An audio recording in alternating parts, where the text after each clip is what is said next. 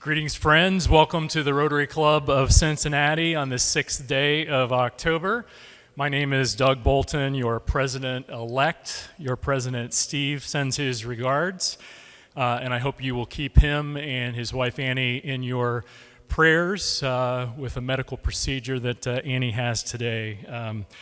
We have a great program for you today. Chief Thomas Synan from the Newtown Police Department, also representing the Hamilton County Addiction Response Coalition and the steering committee. And we appreciate, Tom, all of your work and the work of the steering committee and the message that we are going to hear today. So let's begin our meeting as we usually do with the national anthem led by Stephanie Sheard, accompaniment by Steve Haber, and then we will have our four-way test and invocation by Jim Hudson. Stephanie?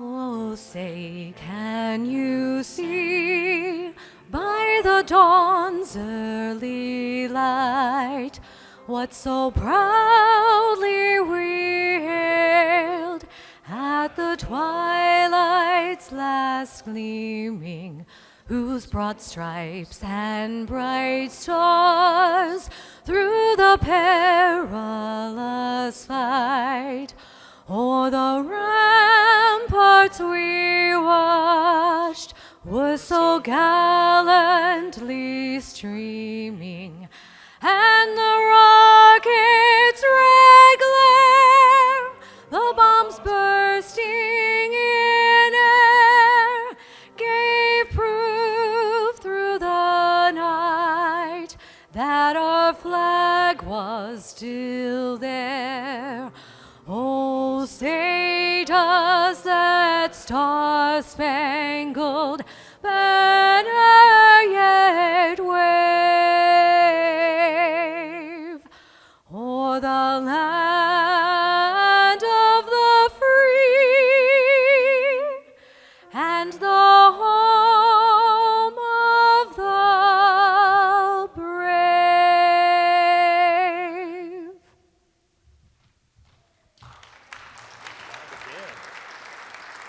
Thank you, Stephanie and Steve.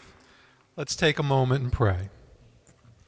Lord, I praise you for the fall. This is one of my favorite times of the year, for the falling temperatures and the morning chill, for trees turning gold and red and brown and orange, as well as the beauty of falling leaves, and for the interplay of the outside temperatures and the inside warmth, and for the beauty and the hope that comes from this and really every change of season. And we take a moment and ask for your blessing on our meeting today. All of us here today in our club, either personally or indirectly, know someone we care about who have struggled with an addiction in some way. This is a very real dynamic that breaks all of our hearts. We thank you for our speaker today, Chief Tom Synan from the Newtown Police Department, and his sense of calling to take on the opiate crisis. May his words today educate and challenge us as we grapple with this crisis and the impact of addictions on individual lives and really on our community as a whole. Amen. Now let's all remember and say together the four-way test. Is it the truth? Is it fair to all concerns? Will it build goodwill and better friendships? Will it be beneficial to all concerned? Thank you. You may be seated, and doing double duty for us today, introducing our visiting Rotarians and special guests and prospective members. Please welcome again Stephanie Sheard. Thank you. Thank you, President-elect Doug. So we have got some wonderful visiting guests as well as prospective members. So when I say your name, please stand so our Club 17 can give you a warm welcome. First up is Steve Strathman. He is here with Health Source of Ohio, guest of Doug Bolton. Welcome, Steve. Michelle Starr is here visiting with us today from B. Brown Brave. She is a guest also of Doug Bolton. Thank you so much. Welcome, Michelle. Terry Shannon She is here visiting from Paul Christo Ray High School and a guest of Rick Flynn. Welcome, Terry. Next up is Nancy Hand. She is here with Breaking Bread, guest of Steve King. And welcome, Nancy. Thank you for coming. Carol Baden is also here today, guest of Peter Baden. Welcome. And we have Jenny or Virginia Wiltz and David Wiltz, and they are guests of Hux Miller.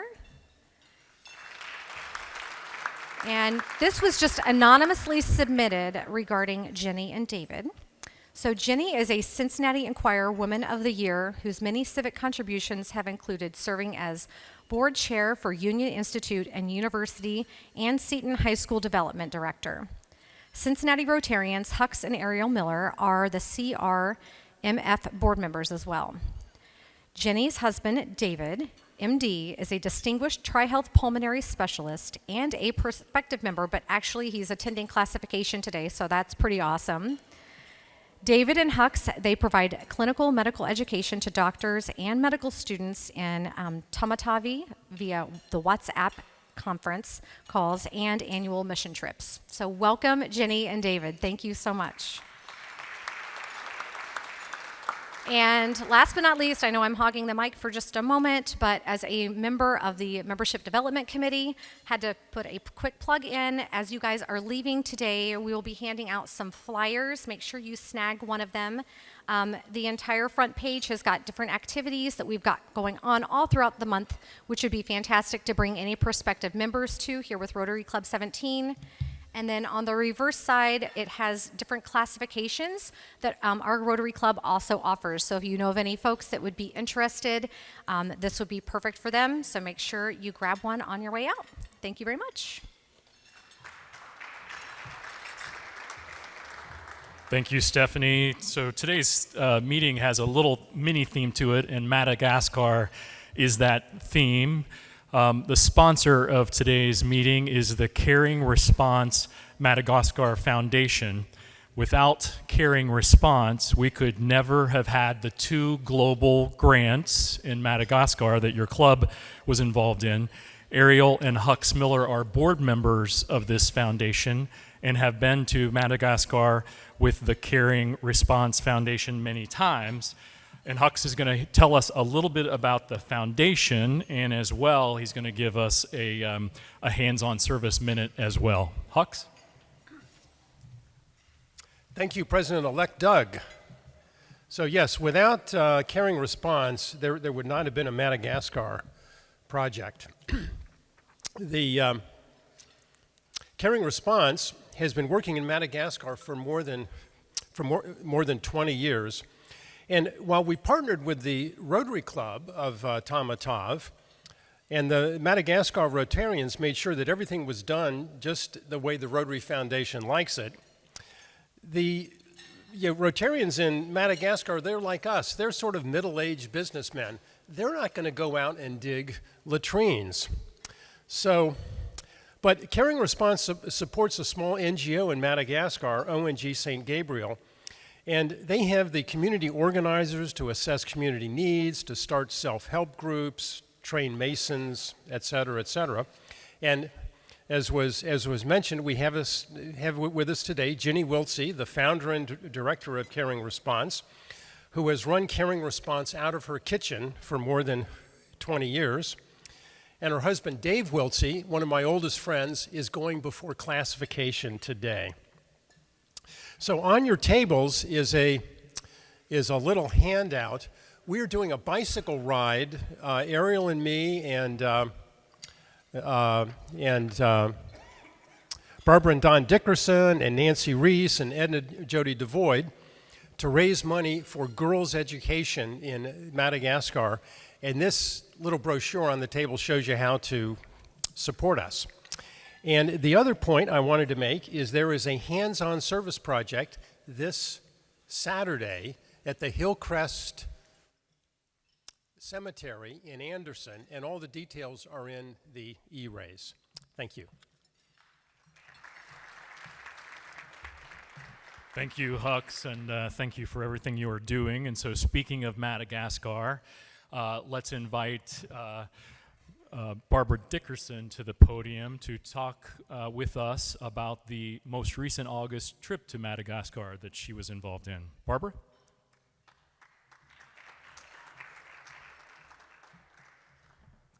Thank you, President-elect Doug, and hello to Club 17. Very happy to be with you this afternoon to share. I'm going to be sharing some photographs from the Madagascar trip.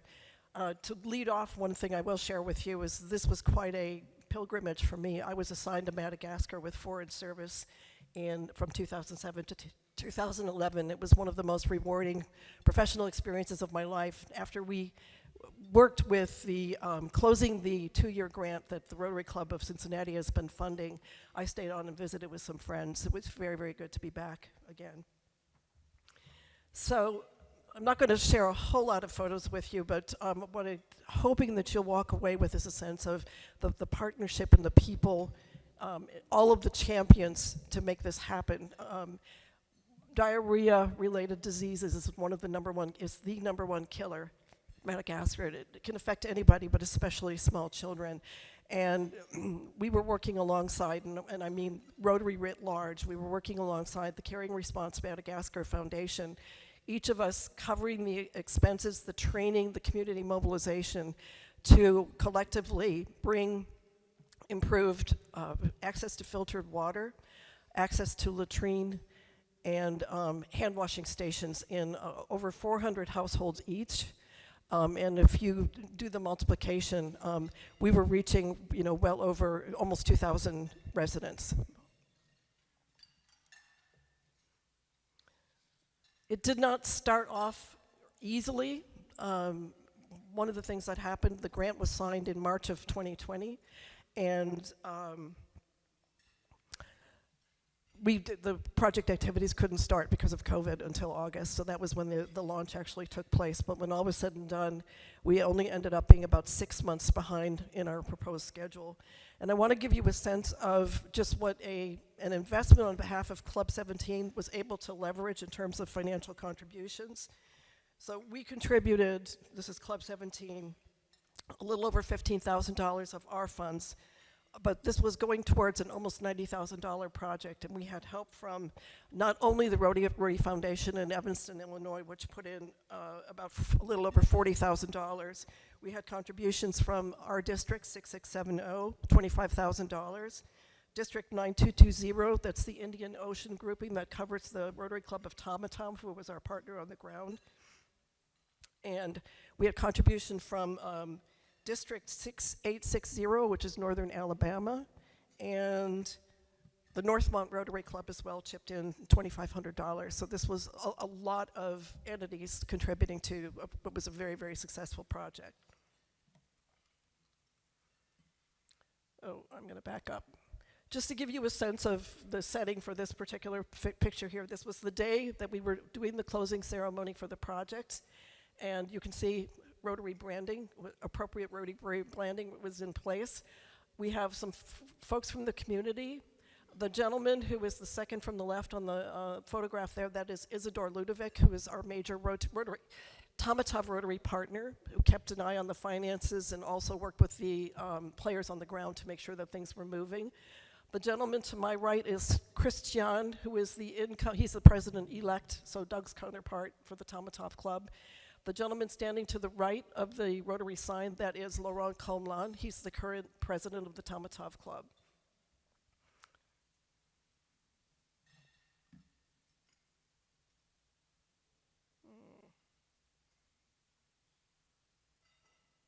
I'm trying to advance this.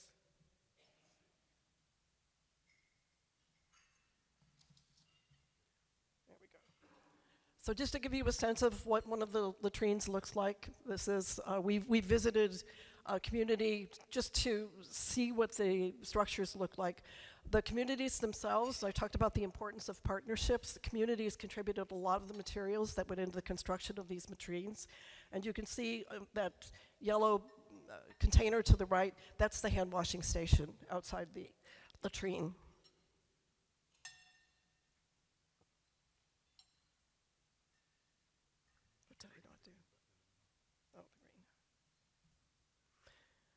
Okay, so this photograph is just to give you a sense of what the closing ceremony looked like on the day.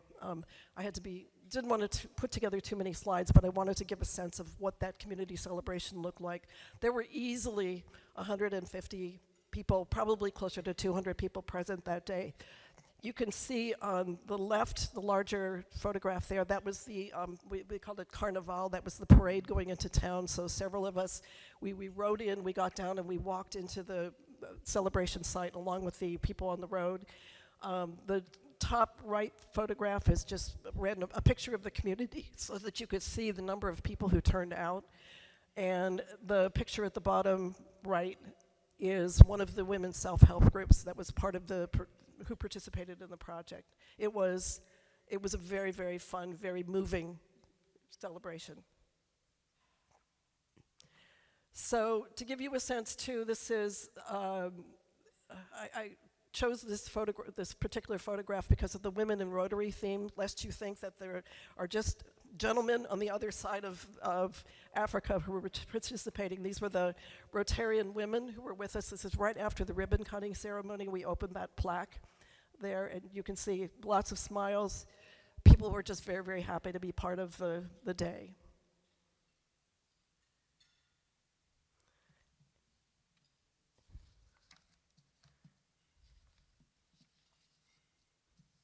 Okay, and this is the last slide. Just so that you can see on the left, these are our counterpart colleagues at the Tomatov Rotary Club. And they invited us out to a sumptuous dinner one night, but you can see everybody gathered together. This was just after we did the dinner service, but this is everybody who participated in making that trip and the ceremony, the final ceremony, a rousing success. One other person I'd like to point out there, you can't see his image too well in the photograph, but this is Sam Riaz in the blue shirt, in the front row of the people who were standing there. Sam, Riaz, and Isidore were the two people that Ariel and I were communicating mostly with in the Tomatov Club. Absolutely lovely, wonderful colleagues. They did a lot of hard work. The final report is in right now. We're on track to be able to submit it on time to Rotary Foundation, but it was thanks to the efforts of these two gentlemen that we had excellent oversight on the ground. And then another important partner that is worthwhile mentioning, the photograph on the right, that is the head of the nonprofit ONG San Gabriel. Brother Edwin Joseph is a force of nature. The man knows how to work a room.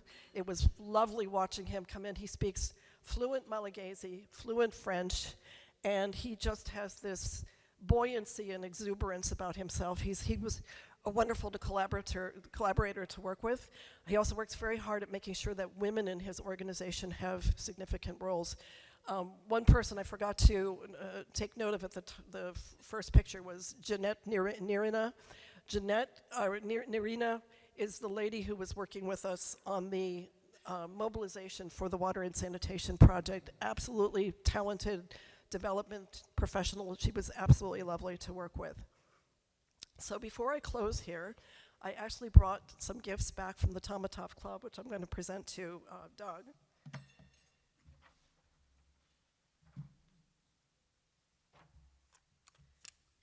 So the first is a plaque. This is a thank you from the governor of the Synan region. And again, that's another player that's very, very important to recognize. We had no fewer than 5 government ministries, their local representatives on the ground involved. There was a representative of the governor at the closing celebration who noted that NGO San Gabriel is one of the best organizations, most effective organizations operating in the region of Ansinanana, that's the eastern region of Madagascar. And this thank you was because we mobilized a gift of $5,000 earlier this year. Madagascar was very hard hit by a series of 3 cyclones. These come raging in off the Indian Ocean. There were 2 cities that had substantial damages. Schools destroyed, housing lost. There was a bridge that connected 2 sides of a town in a community south of Tomatov, and they put that money towards reconstructing schools and public buildings.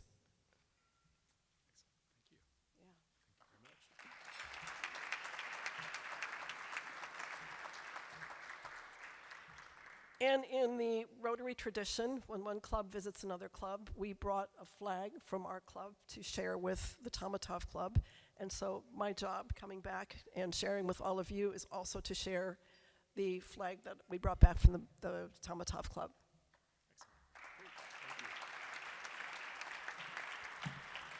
So thank you all for listening. Anything you want to know about Madagascar, to the best of my ability to answer, I'm happy to take questions later on. Thank you. So thank you again, Barbara and Hux, for our mini theme of the meeting today around Madagascar. I just returned from the Large Club Conference, and to see all of the projects that all of the large clubs in the United States are doing internationally is just so amazing. And so thank you for the contributions you are making to our body of work representing Cincinnati. So this is the revenge of President Steve, maybe even past President Melinda, maybe some of the board members. As a board member, I've been harping, we need to make our announcements really, really short so that we can get to the program. And of course, today's announcement list is 3 times as long as normal. So bear with me. This is not my idea of a great meeting, but we have so much going on that none of these announcements can be cut out of the script. So first and foremost, we have a phenomenal group of Rotarians who are celebrating birthdays this week. I will save some syllables and only recognize Ed Devoid, who I think is the only one of that group who is here. Ed is celebrating, again, his 34th birthday, he told me. So let's give him a big round of applause. Split the pot, get your tickets out. Today's winner is $45, the rolling pot, and again, everybody is eligible for the $45, and then the winner is only available, the rolling pot is only available to Rotarians, and that one is $608 if you are so lucky as to choose the Queen of Hearts. So, Chief Synan, you'll get to make lots of enemies in the room for not choosing one of their tickets.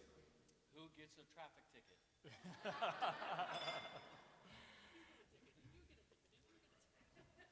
So the number is, I've got to tilt my handy light here so I can read it, 3888039. I heard that would be me, John Farmeyer.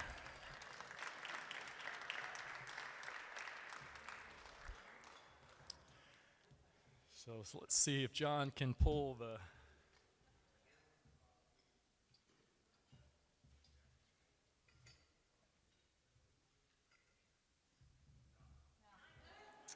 So close.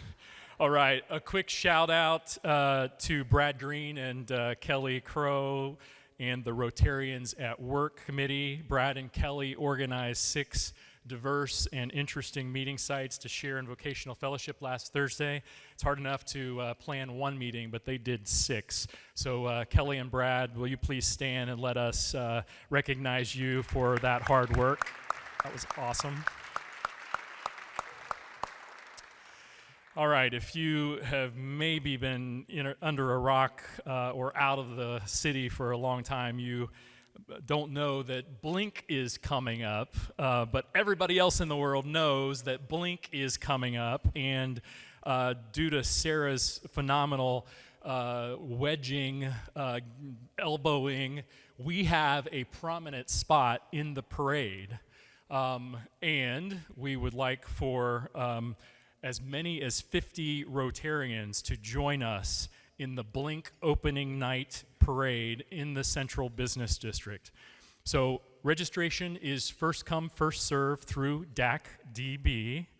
Spouses and children are welcome. So when you register, then essentially just register your spouse and the children, family, friends, quite frankly. But again, we only have 50 spots. Blink has supplied Club 17 with light-up prefabricated kits for us to create hats. You've seen those adorned as you walked in today. Christy and Sarah had their blink going on.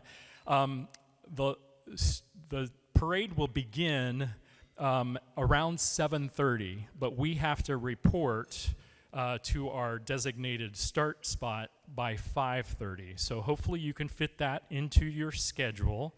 The parade will last about an hour or so, maybe a little longer than an hour. So you'll be done by 9 o'clock. And again, there's a registration link. You've got to register through DACDB and the DACDB calendaring system.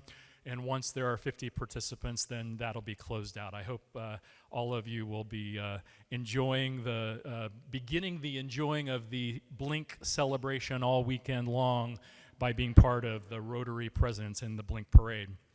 All right, so Cincinnati Rotary Due Days. We have our inaugural event coming up very, very quickly. If you have not, as a Rotarian, signed up to volunteer on October 21st and 22nd, please do that immediately. We have a phenomenal group of ambassadors, Rotarians, who are serving as the liaisons with the 20 nonprofits who we are helping during those 2 days. We have 9 of the, maybe even 11 of the 20 projects that are completely full. But there's obviously a healthy number, 8 or 9, that we still need a number of Rotarians and members of the public to sign up. And many of those projects are on Saturday. So again, a great way for you to engage prospective members, friends, family, in the goodwill that Rotarians are doing every single week of the year in a big community-wide way. Mayor Aftab is going to be declaring the Rotary Due Days on Friday and Saturday, so we're getting a lot of great publicity out of that. So again, check out your raise and see the link, and hopefully sign up if you haven't. All right, Rotary After Hours. The Halloween edition is coming up at Rotarian Dan Long's house on October 28th. From 5:30 until 7:30, attendees bring their beverage of choice, appetizer. Costumes are highly encouraged, and so please do click on that link, and Christy has some flyers if you need help with that. Professional Development Series is back. Our next Professional Development Series event will be held at 11 a.m. before the November 3rd meeting. Our attendees will be able to be mesmerized by Elizabeth Galprin, founder of Peak Productivity, which is a Cincinnati-based business coaching and consulting firm, as she teaches her signature Ascend method. Elizabeth is going to be providing an engaging and interactive presentation revealing the 6 fundamentals and foundational systems and structures all professionals need to reach their fullest potential. And again, you need to register ahead of time and raise your hand. Christy has a flyer for that particular event. And that week's meeting, November 3rd, is a really, really special one. The Corporate Member Roundtable is our host that day, and it will be a panel discussion on the economy and what's around the corner. Our panel will consist of Rotarian Ed Mathis, who is Vice President of Republic Commercial Real Estate and a expert in the commercial real estate business in our city. Rotarian Jim Yunker, President and CEO of the Yunker Group, has his pulse on what's going on in employment. And then John Posey, Senior Vice President and Portfolio Manager at U.S. Bank, giving us a perspective of one of the nation's largest banks about what's happening in our economy. So make sure you register now. And thanks to DACDB, you can go in and register for a meeting ahead of time. So please do that. So family of Rotary, congratulations to Rotarian Josh Ruth and his wife Hillary on the birth of their baby Elijah James. Also, congratulations to Rotarians Katie McCann and John McCann. They wrote a book called Why Managers Fail and Leaders Prevail.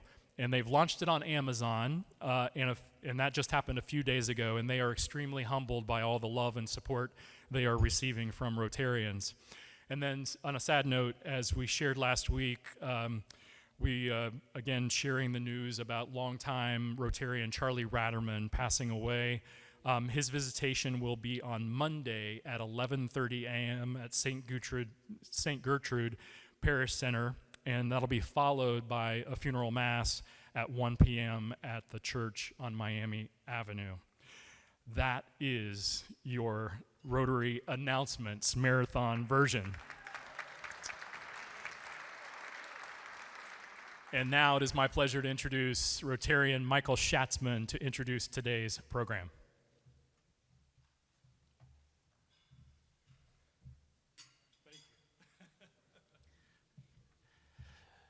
Thank you, President-elect Doug. Well, good afternoon. There we go. Thank you. So it is my honor today to be here with you all introducing Chief Thomas Synan, Jr. But I'm going to begin by asking, is Bill Stilley here? Bill, there you are. Okay. So last week we were at Rotary at work, and we went to the Sheriff's Department. And Bill, right before he had to be stopped and patted down, asked a question to the sheriff about, well, what's going on with the Hamilton County Addiction Opiate Association? And I stopped to say, well, Bill, just hang out. We're going to get you the answer. So, Bill, your answer is forthcoming. So, Chief Synan is a United States Marine Corps veteran, a 28-year veteran of law enforcement, and chief of the Newtown Police Department. In 2014, Chief Synan watched an entire family die from drugs. Can you imagine an entire family? The last two of the family died from heroin and fentanyl. Shortly thereafter, Chief Synan met with other members in the Hamilton County area and helped form the Hamilton County Addiction Response Coalition, where he sits on the steering committee and chairs Interdiction. Chief Synan coordinates law enforcement and their efforts to reduce supply, and works with other members in the coalition to reduce demand. Chief Synan was asked to testify in Washington at a U.S. Senate Homeland Security conference, and gave testimony on synthetic opiates and the impact fentanyl and carfentanil have on the country. Chief Synan was also a speaker with President Bill Clinton at the Clinton Foundation meeting, along with other distinguished visitors. He's helped coordinate the efforts for countywide for years. He's a champion for our families, our friends, and those in need. I would recommend, if you have a moment, to take a look on YouTube. He has an outstanding TED Talk that he's delivered. So with all of that being said, please give a warm Rotary Club of Cincinnati welcome to Chief Tom Synan.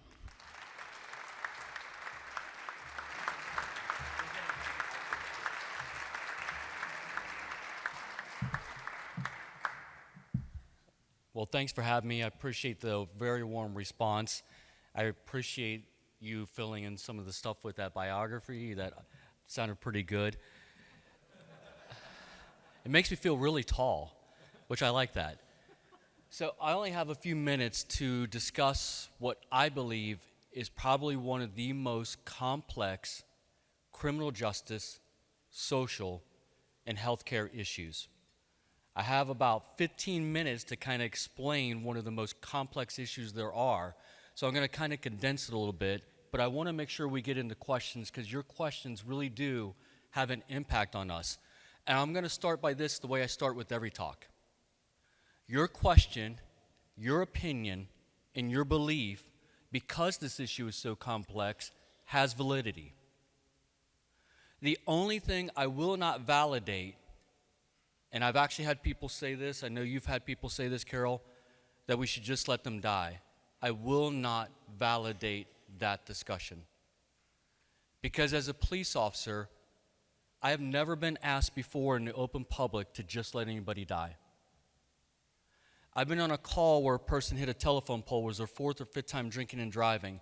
Not once did society tell me to let them die. I've been on an attempted suicide run 12 times. Not once did society tell me to let them die. What they said is you should risk your life to save theirs. And in that comment is really not being educated, not an understanding, but really a stigma, in that when you discount the one, you're not thinking about the many. Because having been with that one, whether it's someone that struggles with substance use disorder or addiction, or whether it's someone that I stand over, unfortunately, the body of someone that has died, I can tell you there is always a mother, father, brother, sister, son, and daughter who love that person. So when we think about addiction, we can't discount that one. We should think about the many and have understanding that even if we have our opinion, no matter how valid we believe it is, we should understand that that person was loved by somebody and have some empathy for that family. So with that said, I did not have this view when I started almost 30 years ago as a cop. I was your typical cop. I did undercover drug work. I was on a SWAT team for 10 years. I was a team leader. I did many drug raids. And I was discussing earlier today, we talk a lot about what has been the shift in law enforcement, especially in this area, on addiction. And I would love to say that it was because we come to a realization of some disparities in race and economics and where people live or where they don't live or their jobs. But I have to be honest. What changed it was we could no longer, as a community, as a criminal justice system, and as a system in law enforcement, ignore the numbers of people dying. What changed me was an entire family. I had watched those kids from when they were little on the very first domestic call, young kids in shock of this chaos as their mother, who struggled with alcohol and prescription pill abuse, was in her own domestic violence. I watched those boys growing up, and in 2014 I wrote an op-ed, and I caught some backlash, which I understand. And that backlash was, I don't think you have empathy towards these people if you believe that their fate was already written. But I'd been on those calls, and I had seen the family cycle of addiction, and unfortunately had seen, no matter how much we tried to intervene, that fate was going to lead them down that path. And unfortunately in my career, I've seen all three of the sons, an entire generation, die. The youngest being shot and killed by crack cocaine, the oldest overdosing on heroin and fentanyl, and the last of the brothers actually set my personal car on fire when I first started. He mistook my car for another officer, set it on fire. So I knew what it was not only like to go to respond to a call with him, but what it was like to be a victim. But I always had empathy for him because I saw how he grew up. And in 2014, a couple weeks before Thanksgiving, I got a call from one of the officers who said, "Hey, Chief, Chucky," his name was Charles, but we all called him Chucky. "Chucky's down here crying. He overdosed. We brought him back with Narcan, and he's looking for help." And at the time, being a chief in a small town, we didn't have a coalition. We didn't have a group of people. We didn't know who to reach out to. But I knew he was not just the last of a family, the last of a generation. And I said, we have to do whatever we can to keep him alive. If we have to pay for treatment, take him to the hospital, whatever we need to do to keep him alive, we need to do that. About an hour later, they called back and said, "Hey, Chief, Chucky's refusing any help. What should we do?" Having a better understanding of addiction now, it's almost as if that familiarity with despair is more powerful than the hope of recovery. Knowing he was the last, I said, we have to do everything we can to keep him alive. What are my tools as a law enforcement officer generally? Gun, taser, handcuff, and jail to deal with these chronic social issues, whether it's homelessness, poverty, mental health, or addiction. So I used one of those tools and said we had to keep them alive for one more night, take them to jail. We accomplished our mission.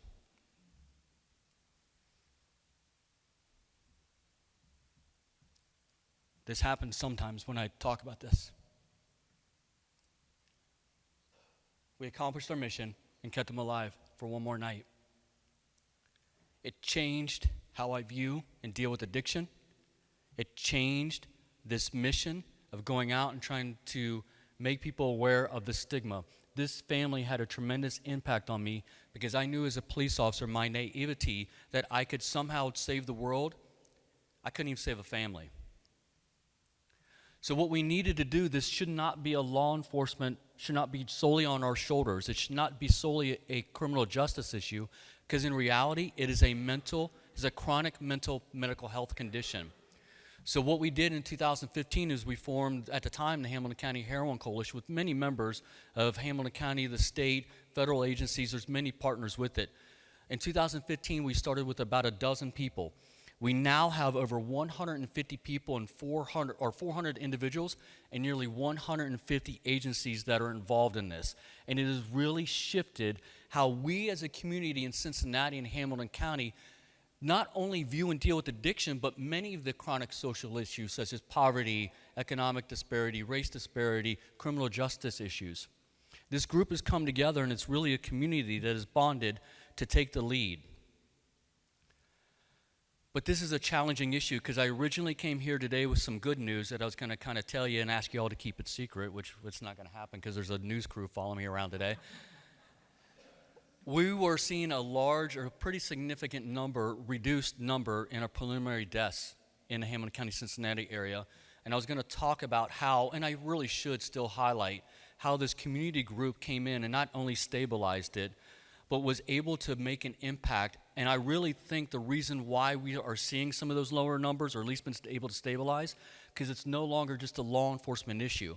Many of our community partners from prevention, treatment, harm reduction, interdiction, African American community, the business community now sit on that steering committee, and now a community is coming together and working on this issue, and we saw that reduction. But I got some tough news on the way here. And that tough news is that we just issued a public health alert to the Cincinnati-Hamilton County area because within less than a week, we have seen 16 people overdose and die. It tells us that we still are in this fight. There is still a struggle.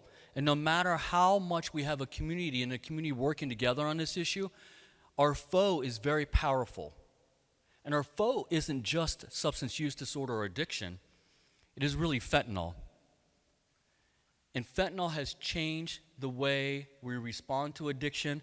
It has changed our criminal justice system, our hospital systems, all of that. When I heard about COVID and hospitals talking about how they'd be overrun, there'd be so many people they wouldn't be able to keep up with it, we heard this back in 2015-16 with overdoses. When fentanyl and carfentanil hit the streets of Cincinnati on August 19th through the 27th, nearly 200 people overdosed in the city of Cincinnati. Sometimes 40 a day. 3 people died, and I will not discount that because, again, it's not the one person. There was many people that were attached to that, and one of the sisters actually reached out to me of one of the people that died that week.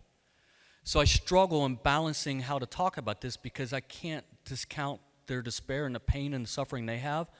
But how do I also talk about nearly 200 people lived because a community came together and built a coalition and now has 400 people strong, 150 agencies, and worked on it from an emergency but also a long-term perspective of trying to get treatment. Those 16 people that died this weekend, one of the struggles we're having is not just fentanyl but the messaging.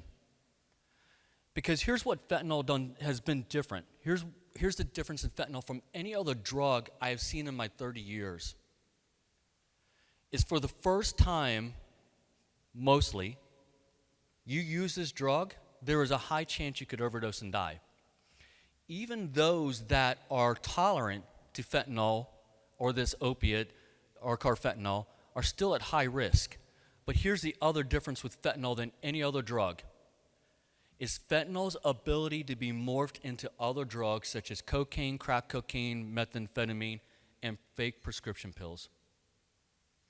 And the challenge has been, before we were talking about heroin users in 2014-15, then we were talking about fentanyl users. Now I stand in front of you in 2022 going, any of us could be impacted if you get a drug off social media or street or from a drug supplier other than a pharmacist, doctor, or a hospital, you could be impacted by fentanyl.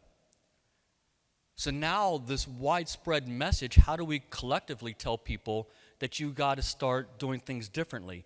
And this is the strangest thing. And I'm going to tell you, when I talk about this, it sounds strange coming out of my mouth, and it's weird when I get interviewed from news media.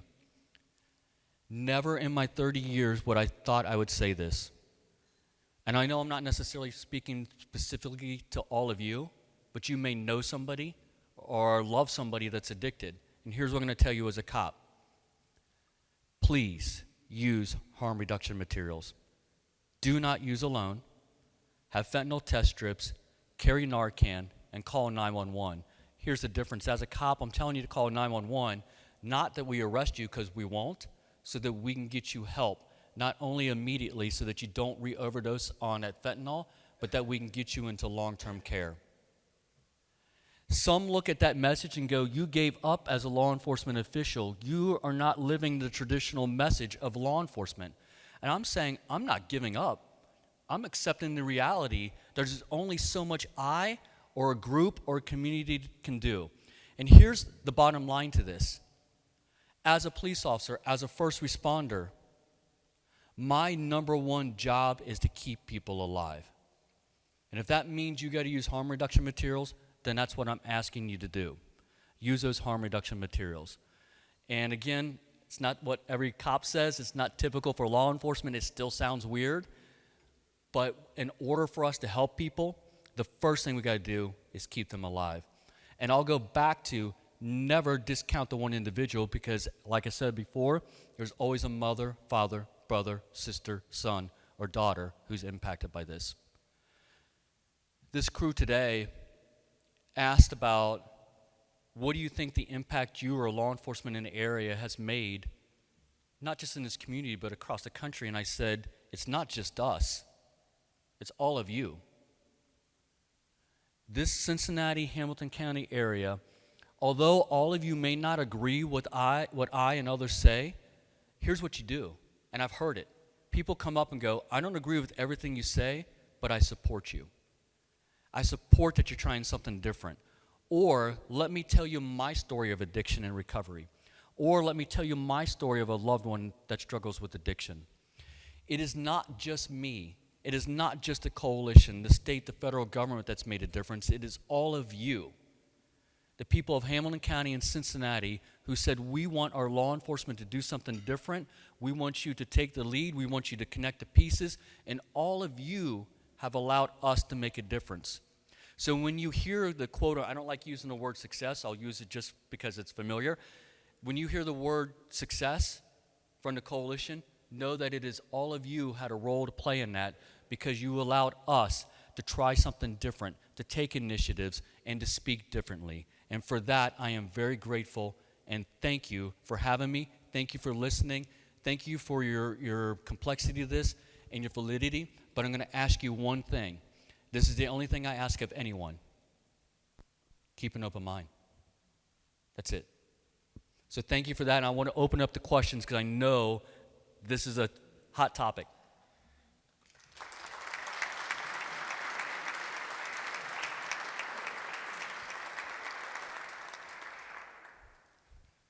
Yeah, I'll go in. I saw you went first, but he's closer. So let me go to him real quick, and then I'll jump back to you.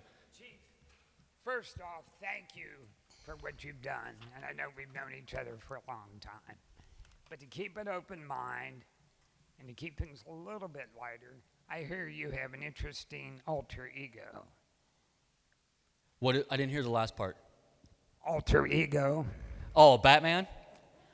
Yeah, I don't normally talk about being Batman, because then you all know about it, and it messes up the whole Bruce Wayne, I'm really rich thing. So that's actually one of the things the crew talked about, and the reason why I'm so attached to Batman, which one of the coolest thing is Michael Uslan, who owns all the Batman rights, wrote me a book, personally signed it, and said, "You're the Batman in Newtown." So I bring it with me usually and go, "I really am Batman, so you can't deny it," which is super cool.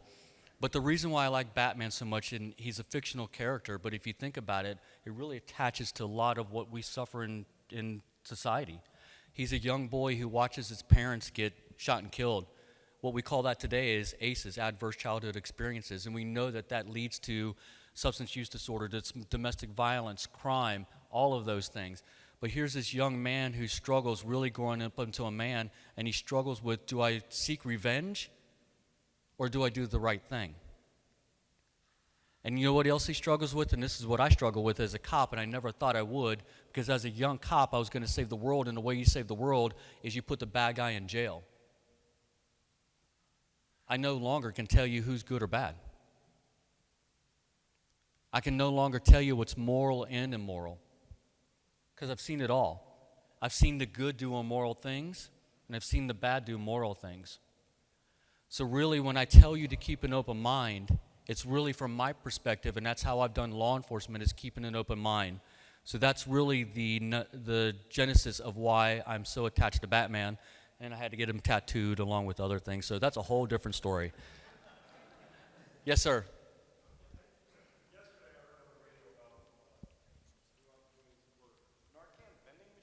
Yeah.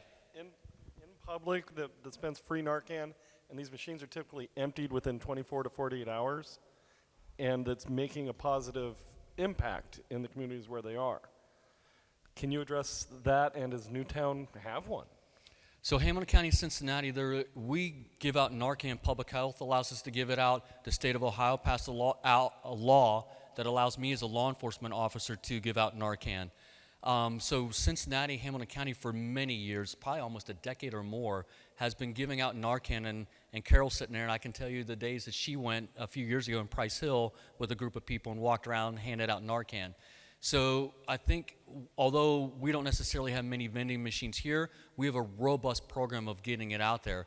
But it goes to show, and this is what's so strange, this is the complexity of this issue. And I think most of the public's realizing that we can't just put somebody in jail with substance use disorder. It's a chronic mental health condition. We can't just let them sit there.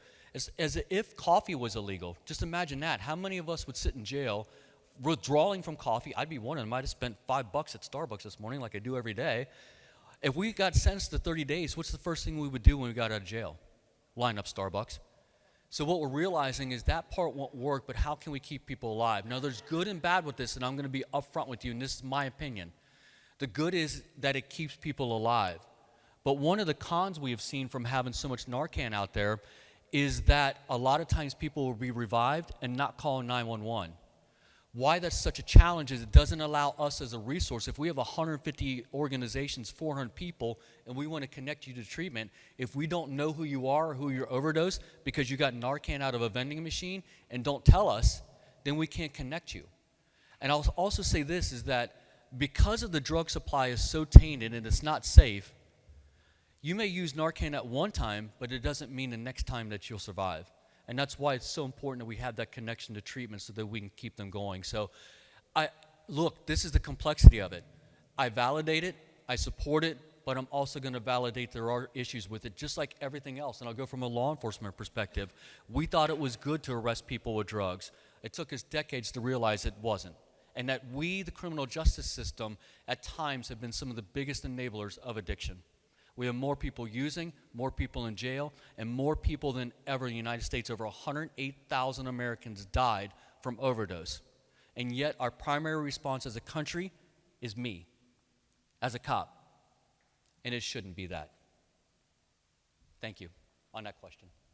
And I feel taller when I get on my soapbox, just so you know. And let me know about time, too. Yes, sir.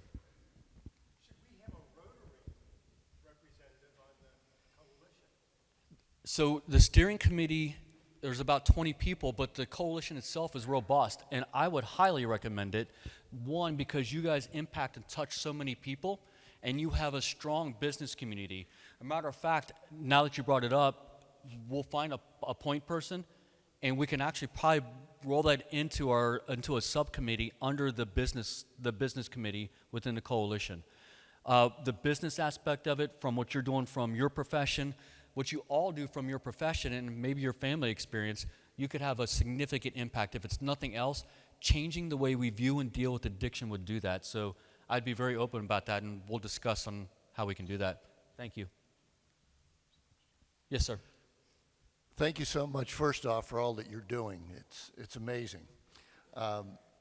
You're working at the end of the problem with the people. What's our country doing at the beginning of the problem, the supply chain of drugs, illegal drugs? It appears to me that, thinking of a movie from a long time ago, this represents a clear and present danger to our country because so many people die from it. What are we doing to attacking it at its source? So one of the things that really shifted my view was not just the family, but the ability, what I testified in the U.S. Senate about was fentanyl can actually be put in the mail and delivered right through the mail. So from a law enforcement perspective, how do I enforce that? This has become a political issue, and I do not get involved in the political issues. What I'll do is I'll tell you the truth. And the truth is that some of this stuff comes in, 95% of the drugs coming into the U.S. come through the legal entries of the United States.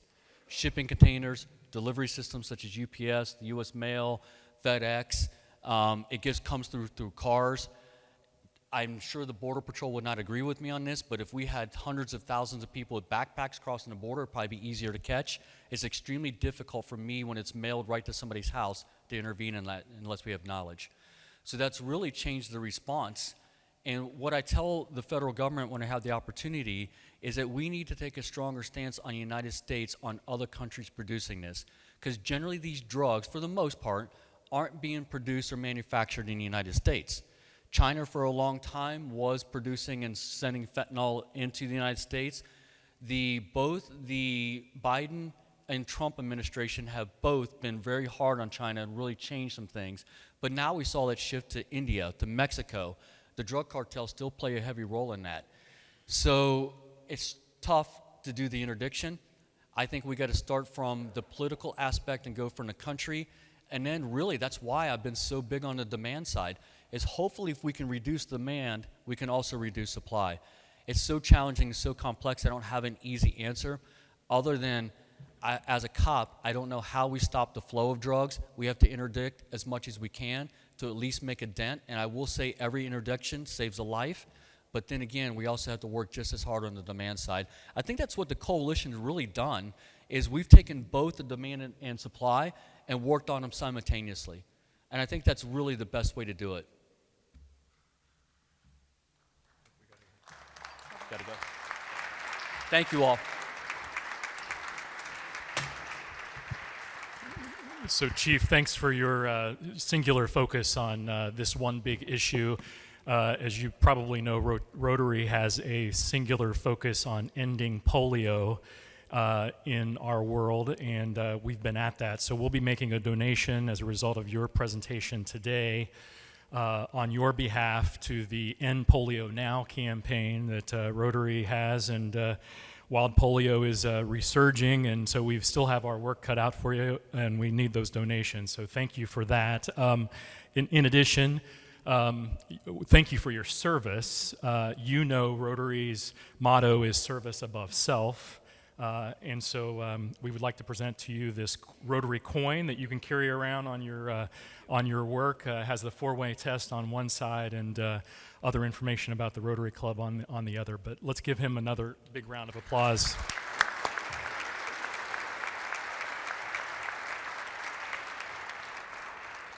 So we have two committees meeting today, due days in the boardroom 4 mezzanine. So obviously ambassadors, committee members, you are all welcome to join. If you have questions about due days, how to get involved, I'm sure the committee would love to have you join them. Again, boardroom 4 in the mezzanine level, and then our classification committee meets as well in the julep room. Next week, we are absolutely thrilled to be hosting Kenneth Parker, U.S. Attorney for the Southern District of Ohio, and married to one of our members, and very much looking forward to that. Thank you, Rotarians, for everything that you do every single day in the name of the Rotary Club of Cincinnati. And meeting adjourned.